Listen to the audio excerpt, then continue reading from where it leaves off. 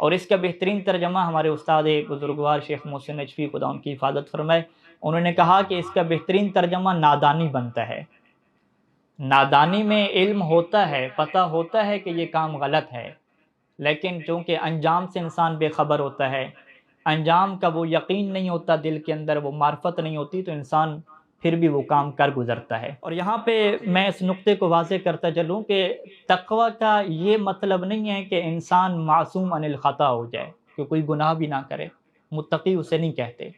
قرآن مجید نے متقین کی صفات کے متعلق بڑی واضح انداز میں گفتگو فرمائی ہے، اور میرے سامنے سورہ آل عمران کی 133، 134، 135، 136 نمبر یہ آیات ہیں کہ جن میں متقین کی صفات ذکر ہو رہی ہیں۔ کیا کیا صفات ہیں؟ وَسَارِعُوا إِلَىٰ مَغْفِرَةٍ مِّن رَّبِّكُمْ وَجَنَّةٍ عَرْضُهَا السَّمَاوَاتُ وَالْأَرْضُ، حکم دیا گیا کہ اپنے رب کی مغفرت کی طرف جلدی کرو، اس جنت کی طرف آؤ کہ جس کی جو چوڑائی ہے وہ آسمانوں اور زمین کے برابر ہے۔ اعدت للمتقین، یہ جنت کن کے لیے تیار کی گئی ہے؟ متقین کے لیے، تقوی والوں کے لیے۔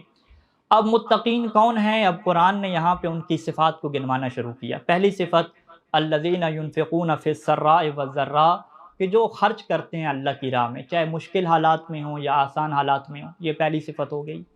دوسری صفت والکاظمین الغیظ، جب غصہ آ جاتا ہے تو غصے کو کنٹرول کرتے ہیں، کسی کو برے الفاظ نہیں کہتے، یہ دوسری صفت ہو گئی۔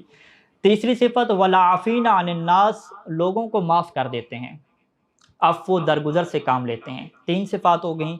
چوتھی صفت سنیے گا، والذین، والذین کون؟ یہ متقین لوگ۔ والذین اذا فعلوا فاحشۃ او ظلموا انفسہم، یہ متقین کی چوتھی صفت ہے کہ جب یہ فحاشی کا کام کرتے ہیں یا اپنے اوپر ظلم کرتے ہیں۔ قرآن نے یہاں پہ دو تعبیریں استعمال کی، اذا فعلوا فاحشۃ او ظلموا انفسہم۔ مفسرین کی یہاں پہ بحث ہے کہ دو تعبیروں کا کیا مطلب ہے۔ بہت سارے مفسرین اس نظریے کی طرف گئے ہیں کہ اذا فعلوا فاحشۃ کا مطلب یہ ہے کہ وہ گناہ کبیرہ کرتے ہیں، او ظلموا انفسہم کا مطلب یہ ہے کہ گناہ صغیرہ کرتے ہیں۔ اور اگر میں قرآن کی تعبیر سے اس آیت کی تفسیر کو نکالوں تو قرآن کی تعبیر میں فاحشہ اور فحاشی کا لفظ زنا کے لیے استعمال ہوا ہے۔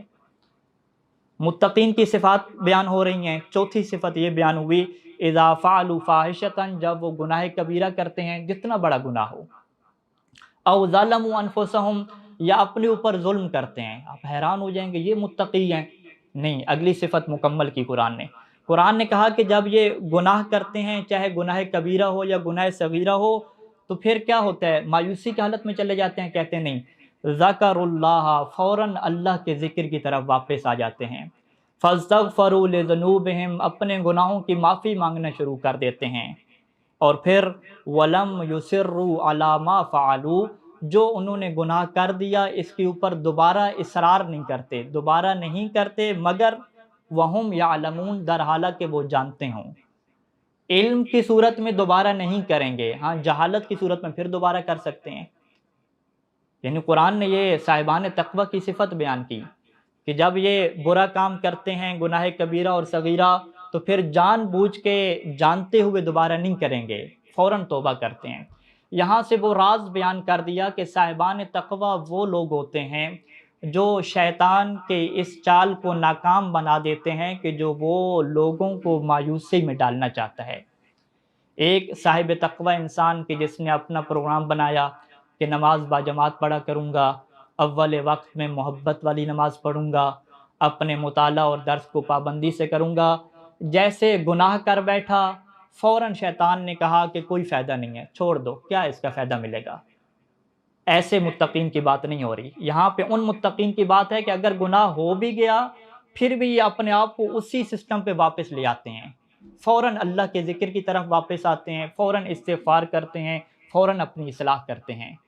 اور یہ وہ منزل ہے کہ جب صاحبان تقوی بار بار ایسا کرتے ہیں، گناہ ہو جاتے ہیں، توبہ کرتے ہیں، تو ان کو لقب ملتا ہے تواب کا، کہ بہت زیادہ توبہ کرنے والے۔ جب یہ تواب بنتے ہیں تو پھر قرآن کی آیت نازل ہوتی ہے کہ ان اللہ یحب التوابین، کہ اللہ تو ایسے توبہ کرنے والوں سے محبت کرتا ہے۔ اور پھر یہ جو تواب کی منزل ہے، ایک ایسی منزل پہ جا کے پہنچتے ہیں کہ جس کو ہم مخلصین کی منزل کہتے ہیں۔